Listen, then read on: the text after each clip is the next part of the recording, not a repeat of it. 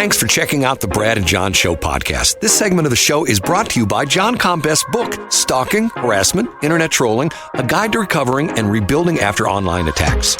It's a great reference if you've ever been the unfortunate target of a social media attack.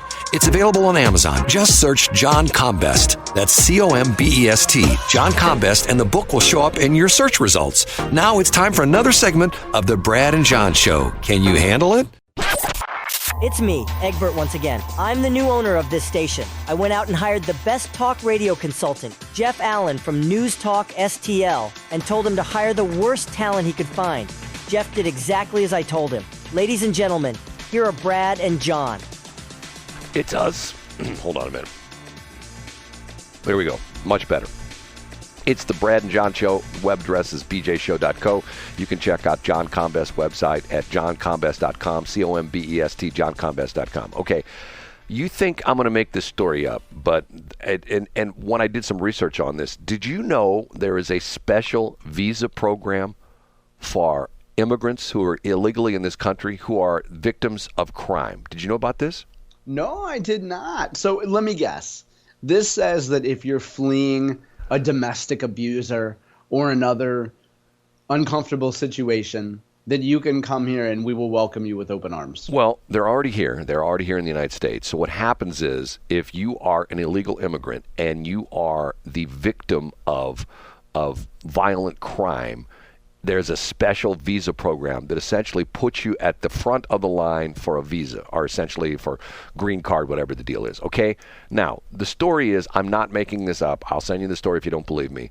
These two guys who are illegal immigrants decided, okay, let's make it out that we're going to rob, I think they tried to rob a gas station, okay? And they're going to rob this gas station, and it's two guys who are going in to rob this gas station. And then and I think there was somebody else videoing it the whole bit, and the whole thing was a put up where they went and tried to rob this gas station.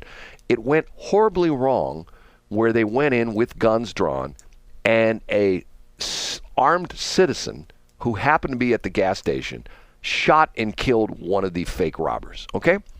So now, as you can imagine, there's all sorts of, oh my God, he wasn't really robbing the gas station. They were just pretending to rob the gas station. Yet they were cosplaying as robbers. Right, and he got killed. So I'm going like, hold on a minute now. Once again, one of my favorite sayings: live by the sword, die by the sword. Yeah. And I mean, did you know that? And I read the story, I thought to myself, no, that can't be right. There can't be a special. Yeah, I mean, it doesn't. But why would we be surprised by that, Brad? Like any exception you can make, and then because if someone is it's literally victimhood.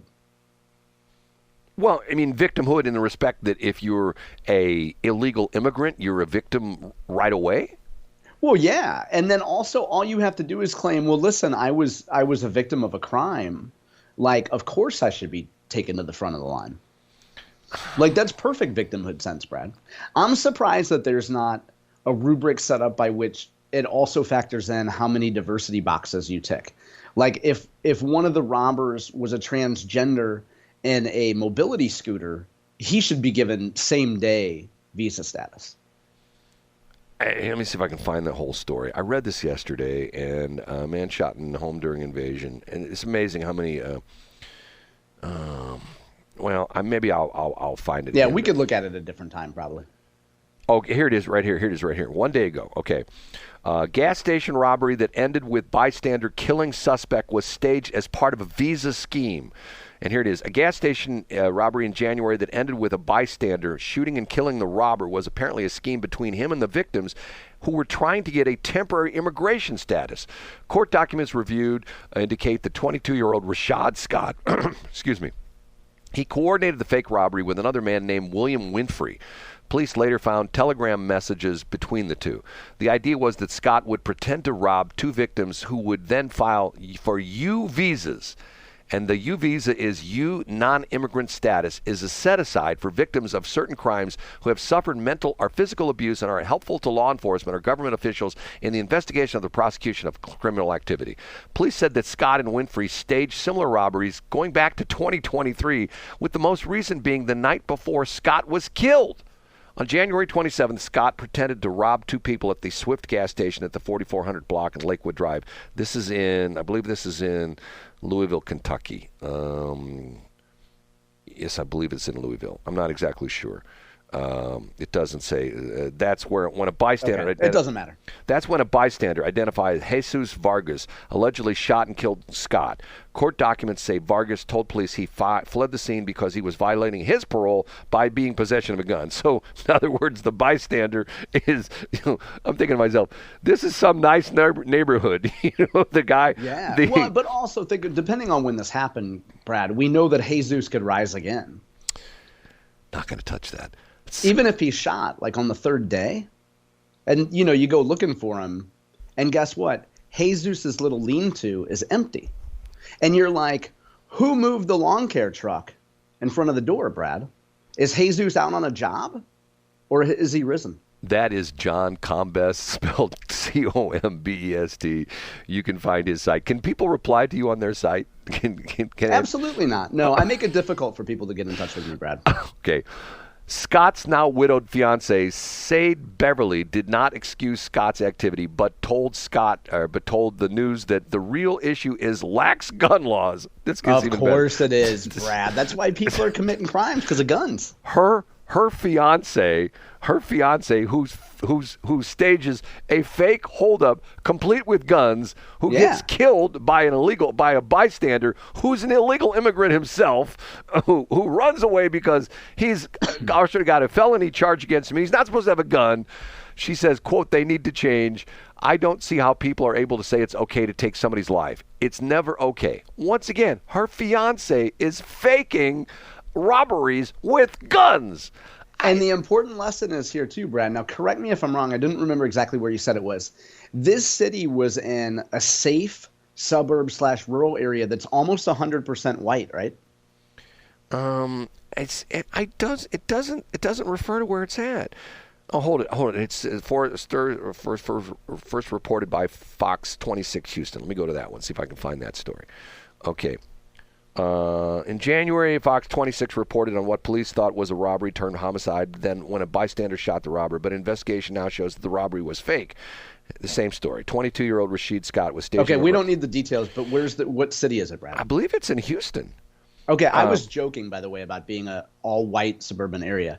But so you're telling me that in an urban area, you have illegals shooting criminals faking a case about illegals in order to get victimhood visa status. It's almost, I can't believe. Are you sure that didn't happen in Puxico, Missouri? Brad, are you sure it didn't happen in Cottleville? It's almost, I don't know why people would want to move to the Westplex and away from Democrat-run cities.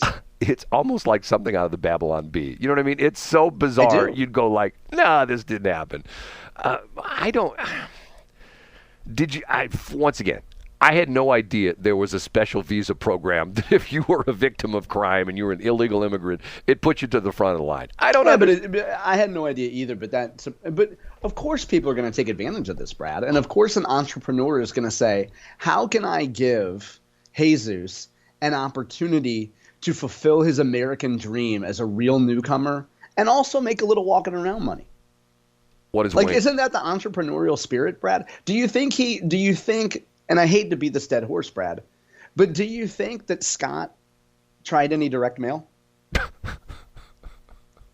What do you think Wayne would say about that? Cross the T's and dot the lowercase j's. That's what he'd say. Okay. You know what actually happened, Brad? He sent Jesus a couple letters, and then Jesus didn't respond, and he got so mad about it that not only did he talk about it on his radio show a few times, but then he went and staged a real robbery of him, Brad. John's making fun of me. For those of you who don't know the story, we're just giving each other a couple of love taps here, Brad. He's hey, if you don't watch it, you know what I'm going to do? John Combest, he's a man of taste. He's got a thing for a certain type of grace. He don't care about diamonds or pearls. All he wants is a girl with comfortable shoes. He loves women in comfortable shoes. They walk with confidence they can't lose. He ain't into fashion or fancy trends. Give him a girl with comfort and he'll be her best friend. That is a classic. Brad, you know what's really terrible? We could do, and Lord knows we shouldn't follow through on this. We could really do a video shoot for that where you just go into, for example, Walmart, and you could pretty much get a cast of, I mean, you could go to the one on Jungerman. Don't go to the one in Chesterfield because there's occasionally some good-looking woman that traipse around there. But women, I should say, that traipse around there. But, we could cast a video for that, Brad, and it would just be, chicks walking around in flats. We could post up by the Dr. Scholl's section at Walmart. You go in, you go to the left of the pharmacy area.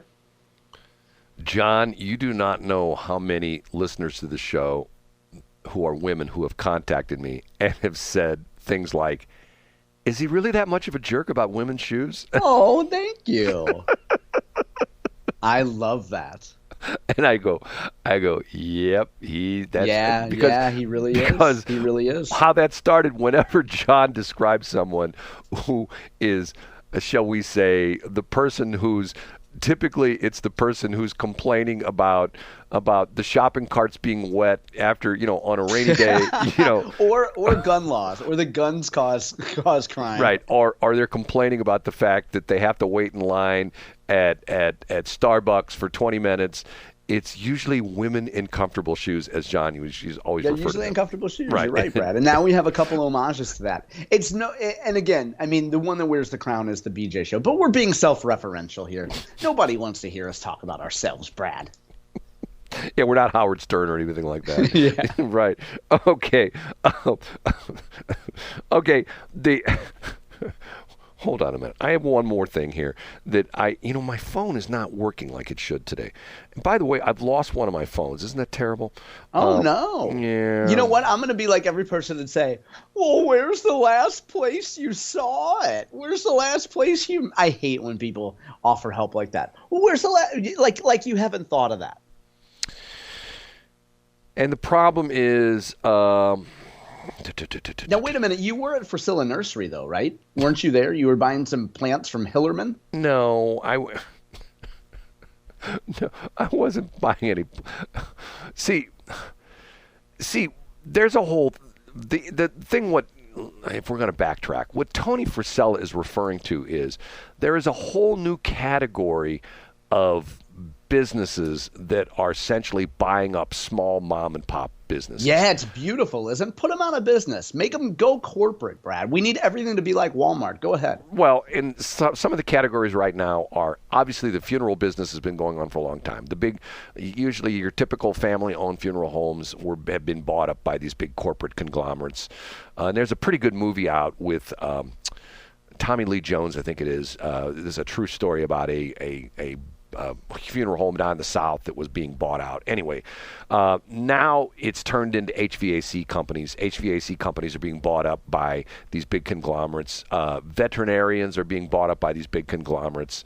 And essentially the idea being is if you are a HVAC guy and you started your own business and you're really good at putting in air conditioning systems and fixing heaters and stuff like that, but you suck at marketing, which most of them do. The big companies come in and provide scale and buy you out. Right, and they exactly that's John's corporate That's the speak. argument, yeah. Right, the scale meaning they go to the manufacturer and say, hey, we now have 20 HVAC guys and we don't want that number. And you have synergies with marketing. Everything's coordinated. You get one number call in. You dispatch local guys. You go. Right. And the interesting thing was, especially in the HVAC thing, I saw this story the other day where the lady says, what happened to the HVAC guys who came to your house and they were sort of dirty looking and they knew exactly what they were doing and they sat down at your kitchen table and told you need a new compressor. Now it's the guys who come in who look like they've never gotten dirt in their fingernails and they sit down at your kitchen table with an iPad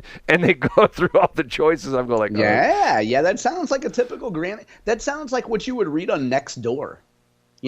I just want somebody to come in that looks a little dirty.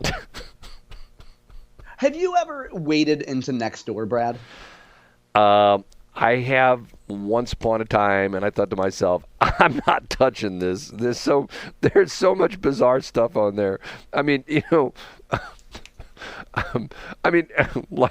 like for example, I have Ring cameras, okay, And when you get Ring cameras, you are automatically, do you know this about being put onto this, you're on the Ring network where people can post things and it comes up as alerts on your phone. You know what I'm talking about? Yeah, I do know what you mean. Okay. Some of the alerts are just hilarious because people saying, I saw two people walking on the sidewalk in front of my house and they look suspicious. Can someone call the police for me?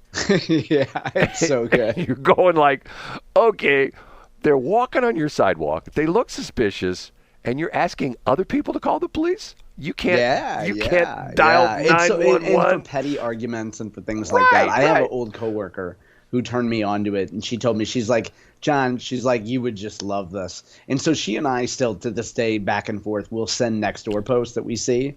But it reminds me, Brad, of because I'm not a Facebook guy, it reminds me of Facebook, except more local and more like, I don't know who keeps letting their dog in everybody's yard, but I've had it. Ooh, if it happens one more time, you don't want to know what I'm going to do. Or how about, have you seen there's a bunch of videos out there, and I've been told that these are fake. I don't think they're fake. I mean, I can spot a fake pretty quick, but these are the HOA doorbell cameras videos. Yeah, we've talked about this before. The old HOA people, right. Yeah. And they're mad about, like, your uplighting really needs to be at less than a 45-degree angle. No, there's one of them where the guy comes to the door, and some of them nobody answers the door, and some of them they hit the Ring doorbell and they know they're being recorded, so they say, Mr. Smith, I'm president of the homeowner association. Yeah. So the one where he's complaining about the fact that she's got a 60-watt light bulb on her front porch light, and the HOA requirements are no more than a 40-watt light bulb. Yeah. I'm going to myself, okay. Here's the problem with that. You know why? You know who those people are that are doing that kind of stuff? Yeah, they have comfortable shoes on. No, they're retired. Because yeah, they are. And Brad, what is the number one cause of death in the United States? Retirement. Retirement is the number one cause of death because of the fact that they have, it's interesting. If you listen to the guys or on right after us, matter of fact, they'll be on within the next 6 minutes, Armstrong and Getty, okay? Jack Armstrong is a brilliant guy. They're both very interesting guys. He talked about this yesterday. He talked about the fact that how do you fight the dementia and things like that, and he talked exactly what I talked about. That people, that's true. And you're 88, Brad, and your fake birthday is coming up. You're going to be 89. I mean, your real birthday is coming up. You're going to be 89. And when's your alternate birthday? Is it June 1st? My alternate birthday is February 29th. Oh, that's right. Mine's February 30th. It's amazing that our birthdays are so close, Brad. Anyway, he talks about the fact that you need to stay challenged, and he said, this is interesting, he says, when you challenge yourself and just about when you think, I can't figure that out, that's the point you need to be at every single day. I'm thinking to myself. Yeah, and hey, Brad, if anybody knows about being mentally challenged, it's you. That's right. John. Okay, it's time to get out of here. See you guys Thursday. Rate this show today, 1 to 10, John. I'd put us at a solid 4.5. I mean, we had a series of bangers last week, Brad. It's hard to match that. We'll get back on track. I say we give it 3. Okay. Thanks for checking out the Brad and John Show podcast. This segment of the show is brought to you by John Combest's book, Stalking, Harassment, Internet Trolling, A Guide to Recovering and Rebuilding After Online Attacks. It's a great reference if you've ever been the unfortunate target of a social media attack. It's available on Amazon. Just search John Combest. That's Combest, John Combest, and the book will show up in your search results. Now it's time for another segment of the Brad and John Show. Can you handle it?